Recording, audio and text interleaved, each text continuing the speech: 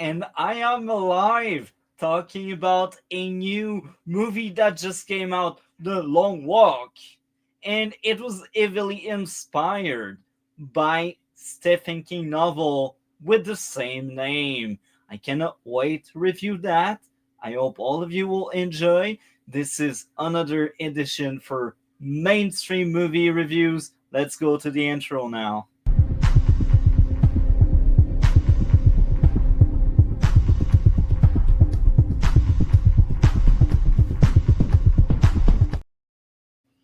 If you have been around for quite some time, you know the formula. We will get into the movie and be advised, be aware. I will spoil the entire thing.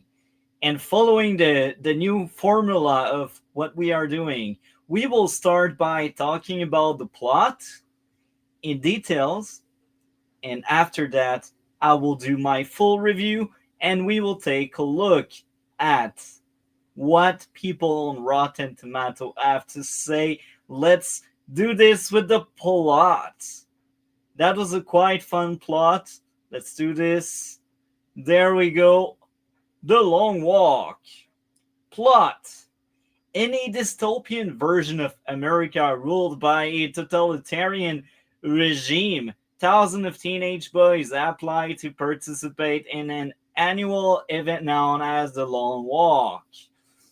And you really get to know about that totalitarian dystopian society much later in the movie when you really realize the backstory of one of the characters. So again, spoiler for the entire movie. We get someone that get politically shot for standing up, and I see very big parallel to real life. Sadly, unfortunately, I won't get into politics too much, but I find that very weird. A movie that comes out 2 days after someone getting shot? Wow. Anyhow, let's keep reading. 50 boys chosen at random are given water and ration and must walk without stopping along a preset route while a squad of soldiers escort them. Any walker who falls below 3 miles per hour for 10 seconds is given a verbal warning, but can lose it by maintaining speed for an hour. If a walker takes 3 warning and falls below speed again, he is shot and destroyed by soldier to remain YouTube friendly. The walk ends when there is only one survivor left who will receive a cash prize. Can have one wish fulfilled. Very tragic. Sorry about that. So yeah, it's a very dark movie. Be ready if you want to see it. Again, I will spoil the entire thing, but like we get to see kids getting shot at. The violence of that movie is so brutal. I'm telling you. So let's keep going. Raymond Ray Garrity arrives at the starting line and meets the other participant, including Peter McVrier, Billy Stevens, Arthur Becker, Coley Parker, Gary Barkovich, and Hank Olson, along with the major who oversees the event. By the way, at first when I was watching the trailer, I thought that major was Michael Ironside, Splinter Cell, or Sam Lane in Smallville, but actually it's Mark Hamill, and I was quite surprised to hear about that. So the movie is let's get into the names in the starting list, and then we will keep going. So Cooper Hoffman, don't know the guy. David Johnson, don't know the guy. Garrett Waring, don't know the guy. So there's a recurring thing. Maybe I haven't seen enough movie, you know. Tuv Niyot, I massacred the name. Charlie Plummer, I remember seeing that name somewhere, but I can't remember for which role. So that name rings a bell for me. Ben Wang. I don't know the guy. Roman Griffin Davis. Don't know that one. Just a Milton. I have no clue. Judy Greer. I actually have seen her. I can't remember in what, but that name is very familiar. And Mark Hamill, like Luke Skywalker. And again, I thought that guy was actually Michael Ironside, but no, it's Mark Hamill. Interesting. So yeah, as of right now, the movie didn't make that much money. 20 million budget and 11.5 at the box office, which is underwhelming. Anyhow, let's keep going with the plot. During the first day, Ray gets to know the other walkers and form a close bond with Peter. A boy named Thomas Curley is the first to be erased to remain YouTube friendly because look, YouTube hates that word. I censorship is bad, but we have that on the platform, so let's keep going. After he develops a Charlie horse in his leg and cannot maintain the minimum speed, Gary is shunned by the group of provoking another walker named Rank into attacking him, resulting in Rank's demise. As the walk progresses, Ray reveals why he signed up to Peter.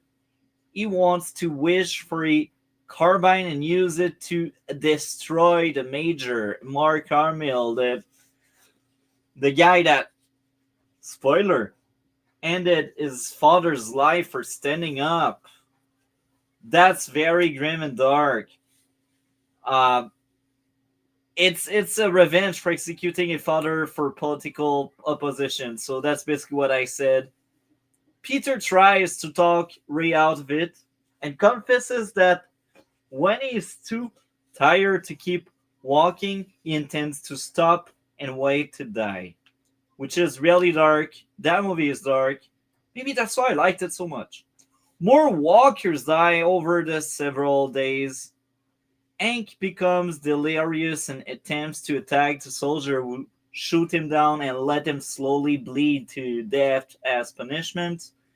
The next morning, the boys learn that Hank was married and agrees that the winner should give some of the prize money to his widow. Riddled with guilt over Rank's death, Gary begs Ray to accept him into the group. Ray agrees, but Gary suffers a mental breakdown soon afterward and fatally stabs himself. So, this is to tell you look, in that dystopia, people are unstable. They are not well. This is what happened when communists take over, folks. This is a warning shot. I'm telling you. That got so political, but I'm sorry that the last few days got political, and that movie is so political. Thinking otherwise is being naive. Um, Riddled with guilt over Rank's death, Gary begs Ray to accept him into the group. So I've already read it. Eventually, only Ray, Peter, Billy, Arthur, and Coley remain. Billy, who has fallen ill, tries to persuade the others not to help each other anymore so as not to prolong their suffering. While walking through a town, Ray spots his mother watching and is almost executed trying to get to her until Peter pulls him away. And that was great growth for that character because he actually started caring about the others. At first, nobody cared about each other. They really bonded over that really traumatic event. Coley manages to steal a guard's rifle, shoots the man, and then shoots himself. And after the other wound him, Arthur develops internal hemorrhaging and decides to stop walking as Billy's sickness worsens and he realizes he no longer has a chance to win. He reveals to Ray and Peter why he chose to join the walk. He is one of the Major's many illegitimate sons, and he intended to use his wish to force the men to accept him. Daddy issues. Eden tells the pair it was an honor to walk with them before stopping and allowing himself to be ended, leaving Ray and Peter as the final two walkers. The pair arrives at another town where the crowd has gathered to see who wins. Peter intentionally sits down only for Ray to pick him up and encourage him to keep going. He does so, failing to notice that Ray himself has now stopped walking. The Major ends Ray, the main character, which was tragic and surprising as someone that hasn't read the book, for winning. When asked to state his wish, Peter carries out Ray's plan by asking for a carbine and ending Major with it, then resume walking down the road. So that was a very shocking ending. I quite enjoyed that ending, to be honest. That was a very good ending. That was very much fitting. And I gotta say, I felt a lot of things while watching that movie. That movie is very good, and I did take a sneak peek on the grade. I didn't read any of the comments, but I don't think I'm alone thinking it was a good movie. That's a first time, right? There's a first time for everything. So let's get into my review. Now, again, I've seen it in theater, so I don't have a lot to say, but I will say this: um, that movie was great, and the violence in it made sense, and it was tragic. These people, they face death. They risk their life for a dream, and it's interesting, very interesting. And yeah, let's get into it. So I had three issues with that movie, and maybe I'm crazy, maybe I'm not. I don't know. Let's get into the three issues. We will stop screen sharing here. There we go. So here are the issues. Here are the issues. So my first issue with the movie, the pacing. The pacing could have been far better. Could have been far better. I really think a lot of moments throughout the movie, you get these shots of people walking, but there's no dialogue. If there's no dialogue, it's pointless. Like, that movie is a 2 hour walk, you know? You don't need that much shot of just the road and people walking. We get it. That's the point of that movie. We get it. We don't need it. Movie could have been like 10 to 20 minutes shorter, and you're telling me, oh, it's just 10 to 20 minutes, but it's long, folks. It drags. Like, throughout the movie, there were these moments where I'm like, I want something to happen. I want some growth, some character to talk. But no. Some of these area in the movie are just dead and nothing happens. Now, my second issue. The final reveal about the scar didn't have visual added. It was just telling over showing, and I thought that was lazy. Now some movies do that because the character is taught to lie, so it's okay if they don't show it. But if it's the case here, it's tragic because you're waiting for that payoff and it's a lie. I don't know. Hopefully, the backstory with the guy with the scar is really what he says. And again, I think it's lazy to not really have a visual to support it, because you're like, oh yeah, we just get one set and that's that road with people walking on it. A bit disappointing, to be honest, because you're waiting almost the entire film for that reveal. Now, the third issue. Some of the last five characters standing by the end were neglected. Blonde guy with long issues and Christian guy with the cross. So these two characters are one of the last fives, and I thought they were really weak. Um, but again, the two last one, at least they were the best one, and I think that was on purpose because they really wanted these two to be there at the end. And I guess that makes the movie predictable, but in a good way. But yeah, these were my issues with that movie. Now let's get into the likes. Why it's worth watching. The music and tension was great. The actors and the characters had charisma. Set design and costume were great. The lore of that authoritarian dystopia was great. The action and makeup were great. Color grading and or lighting worked well. And again, that movie is very political. Very, very political. Emotional moment throughout the movie. I did tear up like at least twice. Each depth of a character was very impactful, and that's why I kind of forgave the movie for having some of the weaker character in it. Um, the death of these kids, that was tragic. Amazing payoff and reveal throughout. So overall, I think that movie was worth my time. I did enjoy it a lot, and I'd recommend it. Among the horror flick I've seen this year, that one stands out.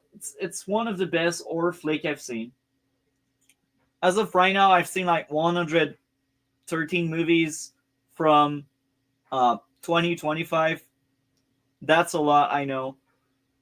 That one stands out. Uh, there are better as well, like Sinners. I thought Sinner was better, but in more recent memories, we had 28 years later. And maybe that's a crazy take, maybe that's a odd take, but I'd say The Long Walk is actually better than 28 Years Later. And 28 Years Later is it's one of these top tier movies. So it's just to tell you how much The Long Walk is great. Now, my grade out of 10 for The Long Walk. It is a 9 out of 10. A very good one. And among the nines I've given this year for 2025, that's the best one. I I highly recommend. I cannot praise that movie enough. I just can't. With that being said, this is the final segment of that stream. This segment everyone has been waiting for. Well, finger crossed. I don't know. I know it's a segment I like doing, so hopefully people like watching it during the playback. So let's do this, the Rotten Tomato segment. And maybe I'm not crazy. Just maybe. Because I've seen a lot of people having similar thoughts. Where are you, Rotten Tomato? You are there. There we go. The first off critic, Rebecca Onion. Slate? I don't know. Stephen King has been adapted a lot, but this is the meanest adaptation of his work in a long time. I haven't seen that many Stephen King. I've seen a few like Carrie. I've seen the Dome TV show. And I'd say it's probably my favorite. The Long Walk is so dark. It's not that the film doesn't work. Indeed, parts of it are rather good, but that ultimately and fundamentally can't, given what it actually is. And I can't believe this crap, but I actually forgot a very important aspect to the Long Walk.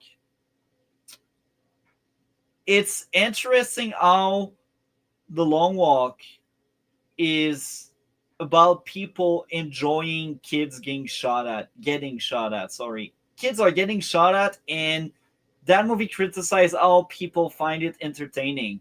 We just have these lurkers by the road, and they're like watching these kids. And at some point, we have like some of the characters that are like, "You shouldn't be watching. You shouldn't be celebrating. You're all pricks to like enjoy your time." And that was a very interesting comment. I cannot rewind. I cannot believe I forgot to mention it on my review. That's tragic how people just see that as entertainment, kids getting shot at. Anyhow, let's get into the next review, the next person. While it didn't strictly speaking follow the book's storyline, it was close, and it was also close to being epic. I enjoyed it. That person gave a 4 out of 5, which is very similar to me. By the way, Robbie gave a 2 out of 5, which is quite low. Interesting. Will, great movie. Wasn't a fan of the ending, but a great movie overall. 4 out of 5. Okay, very interesting. Very, very interesting. Let's read more comments even if the next one is rotten. Oh, there are two rotten in a row.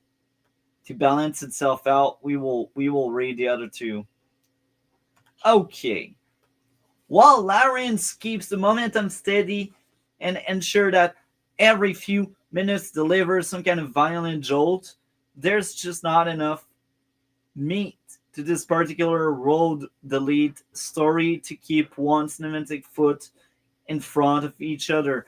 I strongly disagree, but hey, that's his review. And again, I thought the comment on people just lurking and enjoying kids getting shot at is one of the darkest part of that movie. Now, next comment. But the long walk forgoes such narrative complexities, and unfortunately, the stripped down concentration on a few key elements doesn't help build the drama. Instead, we get a kind of numbing sameness. I guess she didn't connect as much as I did. I read the book, then oh, if I read the book, then I would probably have thought it was better. But honestly, it deviates so substantially from the book that I was disappointed. I really enjoyed that movie. So we got a 3 out of 5 and we got a 4 out of 5. So it's constant. There's a lot of 4. Maybe I'm crazy. I'm slightly above the critique and the fans. So with that being said, overall, I'm not crazy. I think some people enjoyed it just like me, but I enjoyed it more than them. But we are close. We are not too far apart. And this is the outro. This is the outro. So, in case you missed it, last Wednesday we had a Dexter Resurrection talk. And this week we will have another one. Wednesday is the night. Not tonight. Wednesday. Tomorrow we talk about other movies. James Bond. So stay tuned for James Bond tomorrow. And stay tuned for Dexter Wednesday. That's our new week. We got Dexter until the end of September. So with that being said, I hope all of you enjoyed. This is the end. I am out.